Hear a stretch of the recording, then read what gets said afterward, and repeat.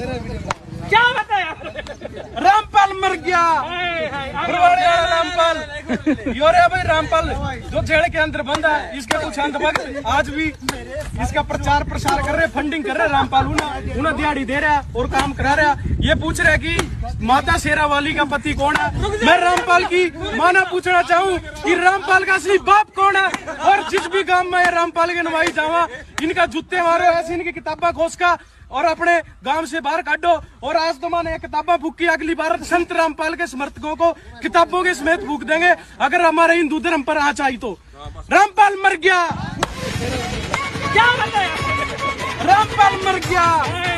रामपाल रामपाल मर गया। रामपाल रामपाल मर गया। रामपाल मर गया। रामपाल मर गया। रामपाल। अब गीता जी अध्याय नंबर 15 के श्लोक नंबर 17 में दो महत्वपूर्ण शब्द विशेष लिखे हैं। एक तो ये कहा कि उत्तम पुरुषो अन्य परमात्मा इति उदाहरते। ओए होए ओए होए तो ऐसा बोला जा रहा है जैसे इसी आदमी के लिए बोल दी हैं ये लाइनें। चीटिंग करता है तू, चीटिंग चीटिंग चीटिंग करता है तू। उत्तम पुरुष श्रेष्ठ परमात्मा तो कोई और है। 16वें अध्याय में वर्णित सरपुरुष और अक्षर पुरुष से कोई अन्य है। क्या बोला तूने? आइए अपने आप को परमात्मा बताने वाले मूर्ख प्राणी आपके श्लोक का अनुवाद करते हैं। इन नक्षर और अमर प्राणियों के अलावा भी एक परम दिव्य व्यक्तित्व है जो अविनाशी परमात्मा है। वह तीनों लोक में परिवर्तन और नियंत्रण के रूप में प्रवेश करता है और सभी जीवित प्राणियों का पालन पोषण करता है। अब क्या बोलेंगे कि मैं बीमार था? सुस्त हो गया, मैं पहले बीमार था। ये इंसान सबकी बीमारी हटाने का दावा करके खुद ही बीमार पड़ गया। अरे बाप रे, ये तो धोती खोल रहा है। और पकड़े जाने पे खुद के ही लोगों पे इल्जाम लगा देते हो। जो आपने अपने अनुयायियों को ढाल बनाया और आप पीछे छुपे रहे, मैंने किसी को नहीं, वो आप सही मानते हैं? मैंने नहीं बनाया किसी को, वो अपने आप ही बन रहे थे। अभी भी वक्त है, इन जैसे ढोंगियों से सावधान रहो। सुस्त हो गया, मैं पहले बीमार था। कुछ लोग इन्हें कबीर का अवतार कहते हैं। तो कुछ लोग नहीं कहते हैं, ये खुद कहते हैं। सुस्त हो गया, मैं पहले बीमार था। देखा वो उनको कबीर विधि का अवतार बता रहा है। मतलब पहले आए थे लोग, पहले भी उन्होंने डोंग किया है, काफी डोंग हुआ है, लेकिन किसी ने भी ये बोल के डोंग नहीं किया तब तक ये कि मैं भाई खुद परम ब्रह्मा हूं, ये खुद को बताता है। ठीक है, ये कुछ नया है मार्केट में।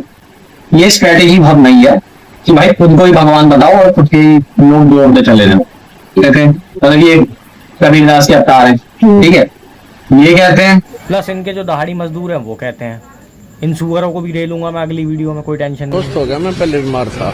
अब इनकी बायोग्राफी पे आता है। ठीक है, ये अच्छे खासे पढ़े लिखे थे, जूनियर इंजीनियर की इनकी जॉब थी। उसके बाद ये शिष्य बने, और ये शिष्य बने रामदेवानंद महाराज। गरीबदास करके एक पंथ है, ये उनकी आराधना किया करते थे। जो रामदेवानंद महाराज थे वो भी, और ये जो रामपाल सिंह था वो भी। अब 1994 का टाइम आता है जब यो रामदेवानंद महाराज हैं, वो अपना कहते हैं ना उत्तराधिकारी चुनते हैं। गरीबदास की पूजा किया करते थे, गरीबदास एक पूरा पंथ।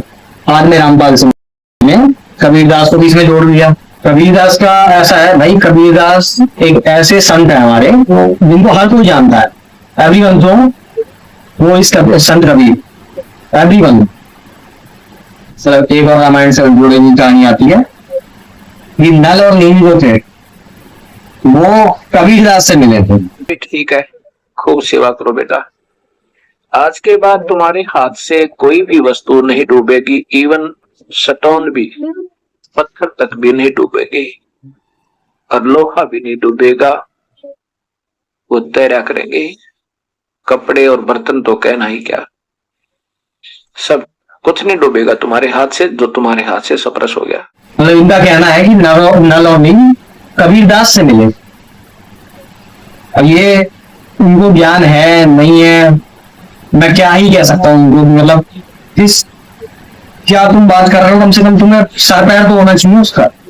ये रामायण काल की बात है। जो हमारे राम सेतु जो पत्थर है वो भी लगभग 7 से 8 हजार साल या 6,500 साल चलो मान के चलते हैं, उतना डिटेल में तो हम गए नहीं है अभी, लेकिन 6-7 साल 1000 साल भी मान के चलो। आज से 700 साल पहले लगभग 700 साल पहले कबीर से, और उनसे भी 5000 साल पहले नल और नील ने राम सेतु का निर्माण करने के लिए पत्थर डाले हैं।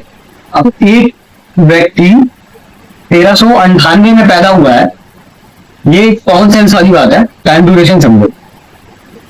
एक 1398 में पैदा हुआ इंसान उनसे 5000 साल पुराने लोगों से मिलता है। 5000 साल पहले नल नहीं थे, मतलब 5000 साल तक वो अपनी जो पीड़ा थी उसको लेके घूम रहे थे। और जब इनसे पूछा गया कि भाई राम सेतु किसने बनाया, कहता भाई कबीर जी ने बनाया। यार 5000 साल पहले वो पुल बन चुका है। कबीर जी का जो जन्म हुआ है वो हुआ है 1398 में। जन्म से 5000 साल पीछे राम सेतु बन चुका है और कहते हैं कि कबीर ने बनाया। यार मतलब हद होती है ना, हिपोक्रेसी की भी सीमा होती है, इतनी भी सीमा क्रॉस मत करो ना। इसकी टाइम ड्यूरेशन समझने के लिए एक चीज और समझनी पड़ेगी। पृथ्वीराज चौहान हमारे अंतिम सम्राट दिल्ली, ठीक है, 1166 में उनका जन्म हुआ था। और कबीर, संत कबीर, और इनमें संत कबीर के जन्म से पहले पृथ्वीराज चौहान का जन्म होता, जो दिल्ली के आखिरी शासक थे। क्या करते थे, हर एक देवी देवता, मतलब जैसे वो हर महादेव जी को भी जल चढ़ाते थे, वो दुर्गा माँ को भी मानते थे, वो राम को भी मानते थे, वो कृष्ण को भी मानते थे। अब मुझे जस्टिफाई करने की जरूरत तो है नहीं कि भाई वो पहले पैदा हुए थे 1166 में, कबीर जी से तो पहले ही पैदा हुए थे, तो वो नहीं मिल सकते ना। मतलब टाइमलाइन नहीं मैच करती, टाइमलाइन बहुत अलग चली जाती है ना फिर तो। भाई फैक्ट्स पे अगर तुम बातें कर रहे हो तो आपको टाइमलाइन तो ध्यान होनी चाहिए। ऐसा नहीं कि आप चढ़ गए स्टेज पे, आपका जो मन में आ रहा है बोलते चले जा रहे हो, बुद्ध धर्म के बारे में बोल रहे हो। काफी समय तक निराहार बैठा रहा, हाथ पैर हलने बंद हो गए, कंडम हो गया, मृत्यु के निकट पहुंच गया। किसी माई ने उसके मुख का खीर लगा दी कि यूं मरेगा। कई दिन हो गए कुछ खाया ना पिया, तो उसने धीरे धीरे वह चाटनी शुरू कर दी। पहले दिन 10-20 ग्राम, अगले दिन 50-60 ग्राम, तीसरे दिन आँख खुल गई और उठ कर चल पड़ा। और फिर उसने विधान बना दिया कि starvation could not lead to salvation, भूखा मरने से कल्याण नहीं होता। ये उसका अनुभव था। और पहले किसने कहा था तू हठ योग कर। वो धर्म के बारे में मैंने वीडियो बनाई, मैंने उसका अपमान नहीं किया। इन बौद्ध धर्म के बारे में इन्होंने ये बोला कि भाई ये तो बेहोश हो गए थे, ये तो खीर खिलाई गई थी इन्हें। महात्मा बौद्ध जो भी थे, आज लोग जैसे भी उन्हें पूछ रहे हैं या जैसे भी लोग हिंदू धर्म को गाली दे रहे हैं या कुछ भी कर रहे हैं, लेकिन उस समय की बात है कि भाई जब महात्मा बुद्ध ने योग किया था, जब उन्होंने तप किया था, भाई मैं यहाँ पे बैठ के योग कर रहा हूँ और फिर उसके बाद मैं बेहोश हो जाता हूँ, वो कभी बेहोश नहीं हुए योग करते। उनका जो जंगली जानवर थे वो उनके समक्ष आके बैठ जाया करते थे। उनका योग का ये तप था और थे वो भी हिंदू राजा ही।